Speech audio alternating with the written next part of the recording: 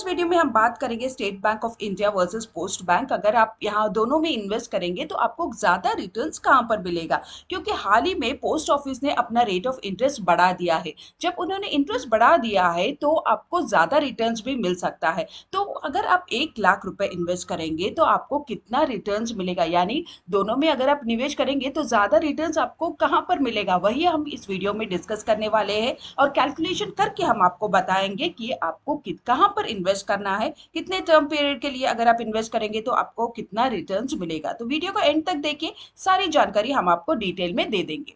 तो यहाँ पर हमने इस वीडियो में सबसे पहले हम लोग इंटरेस्ट रेट के बारे में देखेंगे। आप स्क्रीन पर देख सकते हैं 1 साल, 2 साल, 3 साल या फिर अगर आप 5 साल के लिए इन्वेस्ट करेंगे तो पोस्ट ऑफिस के rate of interest, senior citizen के रेट ऑफ इंटरेस्ट और जनरल सिटीजन के रेट ऑफ इंटरेस्ट आप यहाँ पर देख सकते हैं।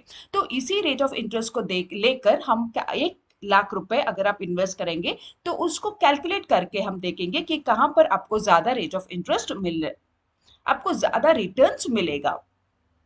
सबसे पहले हम देखेंगे कि पोस्ट ऑफिस में 1 साल के लिए 6.80% इंटरेस्ट चल रहा है, वही एसबीआई में भी 6.8% ही है, लेकिन सीनियर सिटीजन को 7.30% इंटरेस्ट चल रहा है।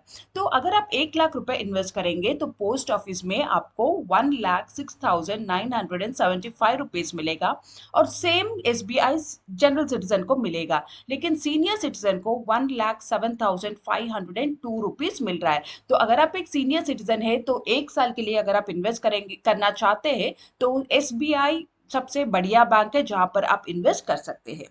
आगे हम देखेंगे कि अगर आप 2 साल के लिए इन्वेस्ट करेंगे तो पोस्ट ऑफिस में 6.90% है, एसबीआई में 7% और सीनियर सिटीजन के लिए 7.5% है। और 1 लाख इन्वेस्ट करने पर आपको पोस्ट ऑफिस में 1,14,116 रुपीज मिलेगा, वही एसबीआई में 1,14,372 रुपीज मिलेगा और एसबीआई सीनियर सिटीजन को 1,15,428 रुपीज आपको यहाँ पर मिल रहा है।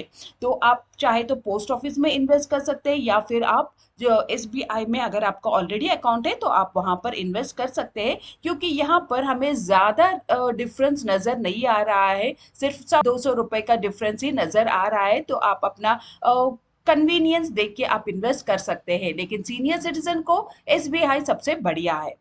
नेक्स्ट हम देखते हैं कि अगर आप 3 साल के लिए इन्वेस्ट करेंगे तो आपको 7% इंटरेस्ट मिल रहा है पोस्ट ऑफिस में। तो 7% के हिसाब से आपको 1,21,557 रुपीज आपको मिल रहा है। जनरल सिटीजन्स को 6.50% इंटरेस्ट 1,19,980 रुपीज आपको मिल रहा है और सीनियर सिटीजन को सेम 1,21,558 रुपीज आपको यहाँ पर मिल रहा है। अगर आप एक सीनियर सिटीजन है तो आप एसबीआई में इन्वेस्ट कर सकते हैं, लेकिन अगर आप जनरल सिटीजन है तो पोस्ट ऑफिस 3 साल के लिए पोस्ट ऑफिस सबसे बढ़िया है जहां पर आप इन्वेस्ट कर सकते हैं, क्योंकि यहाँ पर आपको ज्यादा रिटर्न्स मिल रहा है।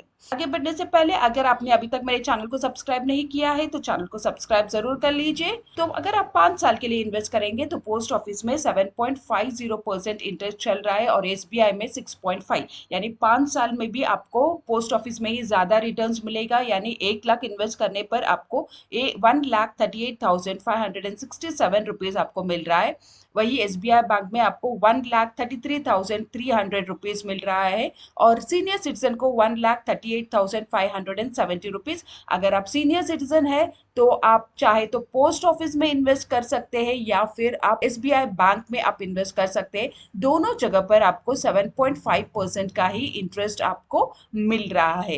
ये रहे पोस्ट ऑफिस और स्टेट बैंक ऑफ इंडिया के कंपैरिजन। और अगर आपने डिसाइड कर लिया है कहाँ पे आपको इन्वेस्ट करना है तो इसके डिटेल्स भी हम लोग जरा देख लेंगे। यहाँ पर मिनिमम डिपॉजिट 1,000 है दोनों पोस्ट ऑफिस और एसबीआई में, और मैक्सिमम डिपॉजिट का कोई लिमिट नहीं है, आप जितना चाहे उतना यहाँ पर इन्वेस्ट कर सकते हैं। अकाउंट टाइप आप सिंगल या जॉइंट अकाउंट ओपन कर सकते हैं या फिर आप एक माइनर के नाम पे भी अकाउंट ओपन कर सकते हैं। टेन्योर के बारे में हम देखेंगे तो यहाँ पर 1, 3, 2, 3 और 5 इयर्स तक आप पोस्ट ऑफिस में इन्वेस्ट कर सकते हैं, लेकिन एसबीआई में आप 7 डेज से लेके 10 साल तक आप इन्वेस्ट कर सकते हैं। क्योंकि पोस्ट ऑफिस में सिर्फ 1 साल, 2 साल, 3 साल और 5 साल का है, इसीलिए हमने एसबीआई बैंक के भी यही 3-4 साल हम लेके हमने कंपैरिजन किया है कि आपको कहाँ पे ज़्यादा रिटर्न्स आपको यहाँ पर मिल रहा है। और यहाँ पर इंटरेस्ट ईयरली पे किया जाता है आपको, और प्री मैच्योर विड्रॉवल का ऑप्शन भी आपको दोनों जगह पे अवेलेबल है।